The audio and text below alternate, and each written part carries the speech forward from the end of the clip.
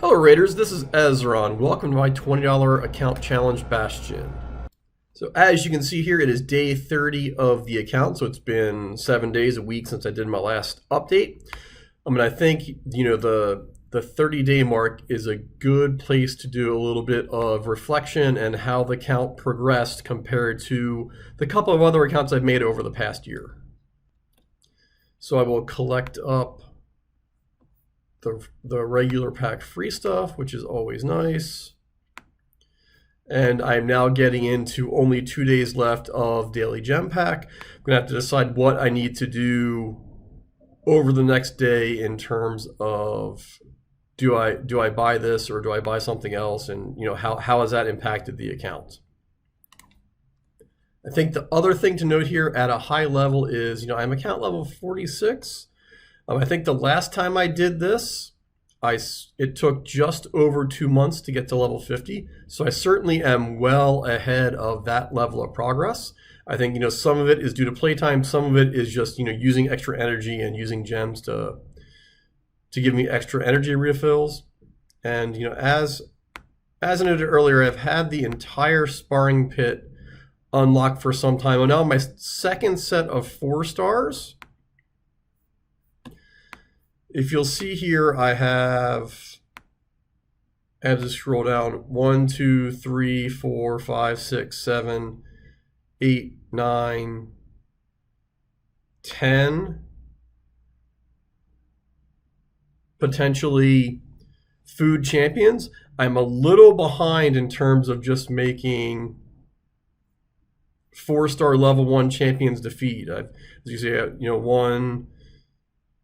Really two champions worth. So I'm gonna burn as much energy as I can, in the near future to get these all up to rank 4, which will get me close to having 2 more rank 6 champions.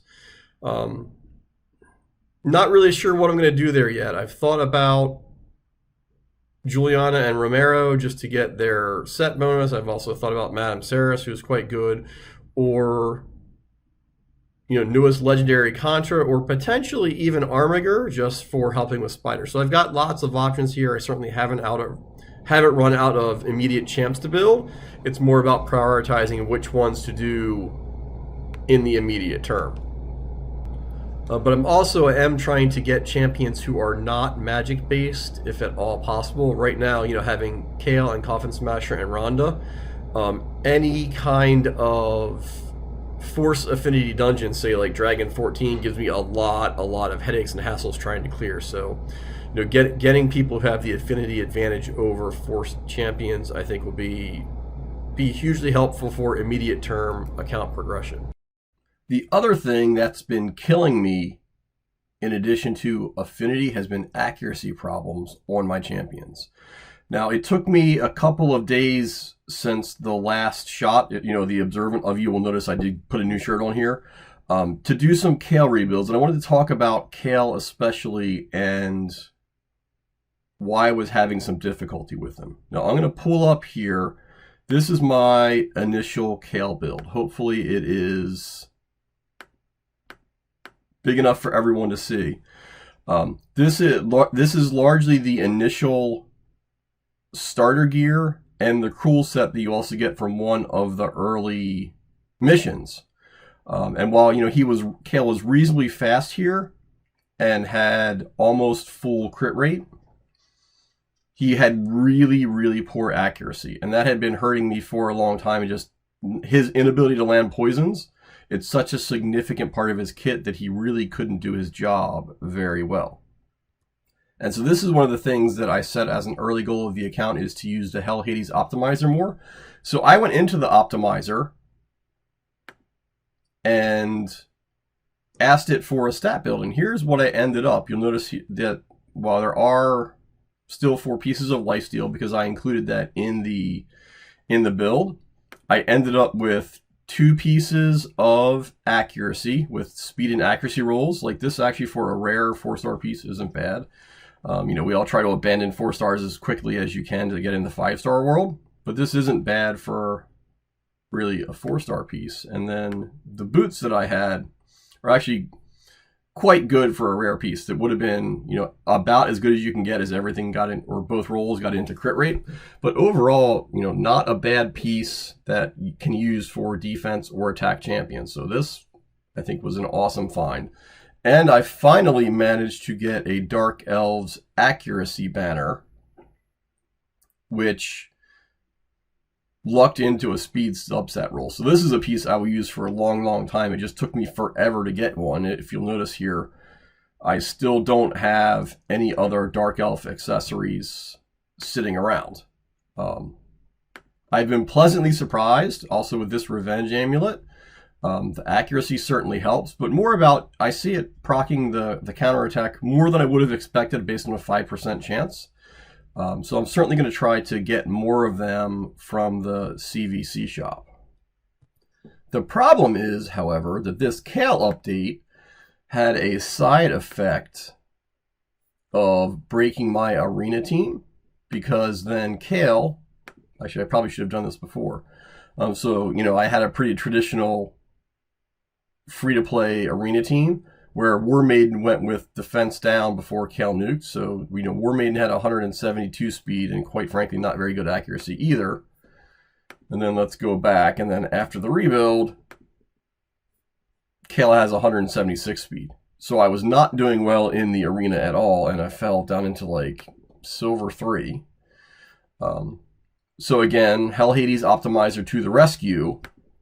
And knowing I pulled a Madame Ceres, I asked the optimizer for a build with as much accuracy as I could get and a faster speed than Kael. So I've changed my arena team slightly, and now let's go look at that, because I've been talking about it a lot. No, don't want that.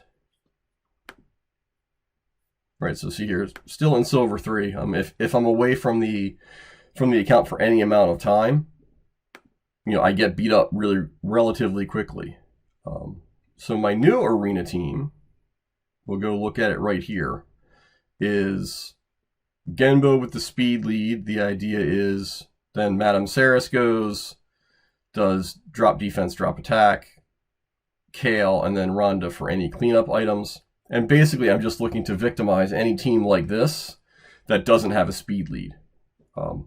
This 20% here versus their 0 helps with I'm going first, and then I nuke them down, hopefully take out at least 2 or 3 of them, and then can play the cleanup game when it's multiple champions on my side versus one on theirs. So I'll run this real fast. And this is what I've been trying to do to climb back into Gold 1. I think once I get into Gold 1, the daily loss limit should be able to keep me there. But just with having the broken arena team for a couple days and just constant beatdowns, I wasn't able to do a whole lot. I'm going to talk more about the arena team in a second. There you go. Boom. As expected, a couple of kills. Interesting there. It looks like Swift Parry. But because it's 4-1, it's not a big deal. So the other thing I found out here in why my arena team wasn't doing well is I try not to manually arena team unless I have to. So all the teams have to be set up to work well. I'm probably going to avoid this one in case it has a shield set on Brogni. Here's a good example. Easy victim, someone leaving in a one-man defense to make it easy for everyone else. But what I found in team setup, first of all, is that Genbo wouldn't always use Heartless Blitz, the AoE. For some reason, he would go into Twin Soul Swords more than I would like, and I don't really understand why. It might be if the AI finds an increased attack buff, it does this so it can steal it. I really don't know. So I changed the setup here, so we start with Sword Trance that buffs himself and then gives the extra turn into the AoE. It's possible there are niche situations where I would like to start with stealing the attack buff, but I can't find many of them now. The other thing I think this is more well known is that Madame Ceres doesn't always open with the debuff.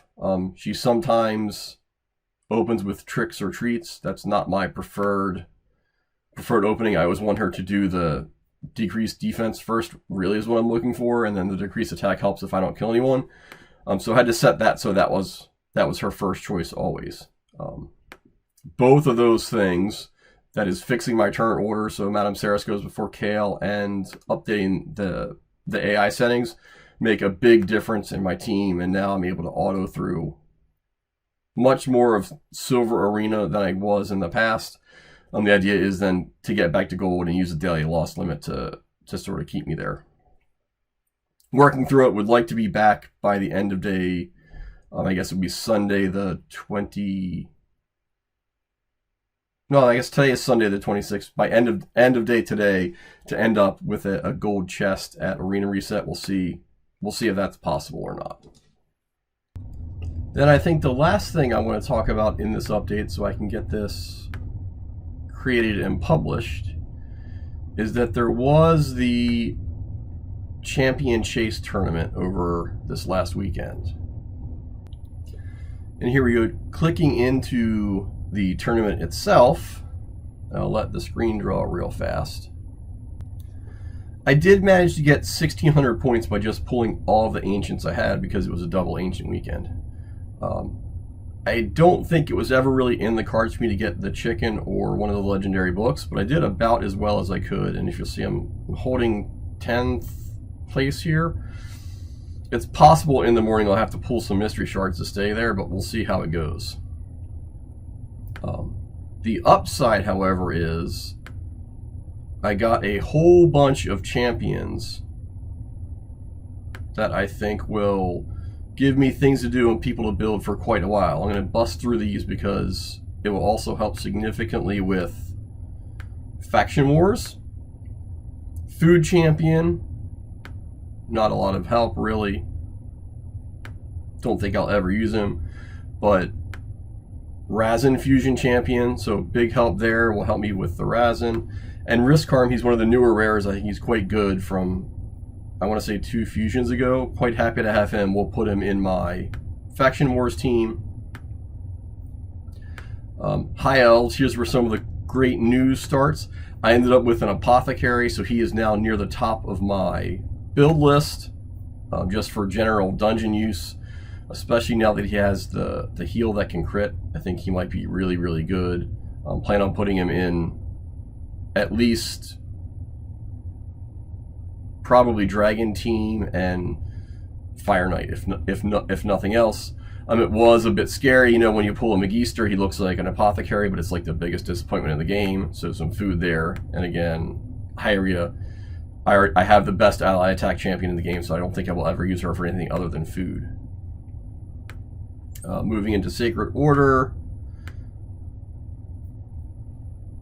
4-star chicken, not a lot of help there with Missionary. I think that there might have been a case here if I needed a heal reduction, but he's not a champion that I think many people would recommend building because he's not very, very useful. Then moving on a little bit, I'm going to hit a few high points. Going to run into Dark Elves real fast. Managed to get Alluria. I have her actually at 6 stars on my mana count, but I never really used her for anything. She can hit quite hard and has AoE block revive, especially in the arena meta where, you know, a multiple reviver team is often a thing on defense. I think this is going to be super useful. We'll probably build her on this account and use her more than I ever did on my main. Then moving on into a couple other highlights or lowlights, depending on how you want to look at it. Again, Razin Fusion Champion, starting to collect those rares. We'll probably even use the epics from that fusion until I get enough to fuse Razin himself. Metal Shaper is a good crutch for one of the Doom Tower bosses, so he's at least in the vault in case I need him. I'm in Saris with AoEs. I'm considering now building him with a stun set to help with dungeon and or Doom Tower waves. I know there's a few people that really love him. I never had the opportunity to do anything with him before. His low base speed really kind of scares me, but 2 AoEs are super, super helpful. Then clicking back out and rolling into one of the other highlights here.